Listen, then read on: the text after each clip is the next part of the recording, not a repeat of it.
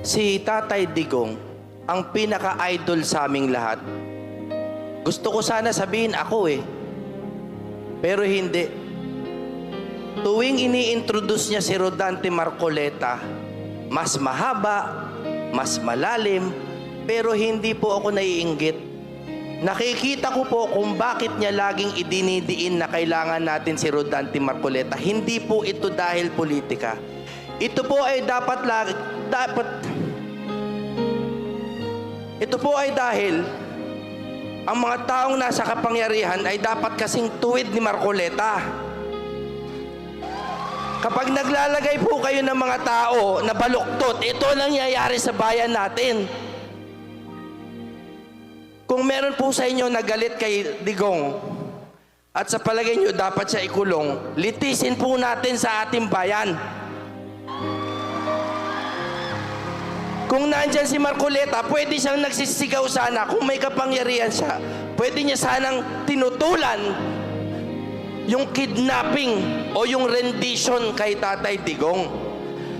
Kaya ako po ay nandito bilang singer po, bilang endorser. Kinalimutan ko muna yung pagiging kandidato ko para makasigurado, makaisa man lang tayo na matinong tao na makapasok sa Senado. Di bali na ako, susunod ako dyan, kakapit lang ako kay Marcoleta. Kahit number 1 siya, nakaganyan lang ako, okay sa akin yan. Kailangan po natin ng matinong tao. 2 salita lang po ang iiwan ko sa inyo bago ko kumanta. 2 salita lang po. Vote wisely. Sino sa inyo ang may believe kay Marcoleta? Alam niyo po, yung salitang believe ay napaka-importante. What we believe happens. Pag naniwala tayo na totoong may pag-asa kay Marcoleta, mananalo siya at magkakapag-asa ang bayan natin. Etong kanta na to, ang title, alam niyo kung ano? I Believe.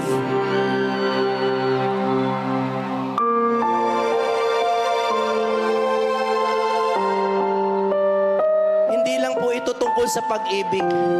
This is about the human capacity to believe.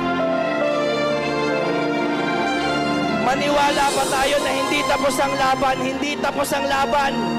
Mananaig ang kabutihan sa korupsyon. Dahil kailangan natin ng mga maladigong na mga pinuno. At para sa akin po, nag-iisa lang ang maladigong na kandidato natin ngayon. It is Rodante Marcoleta. Kaya po, vote wisely. Kay tagal na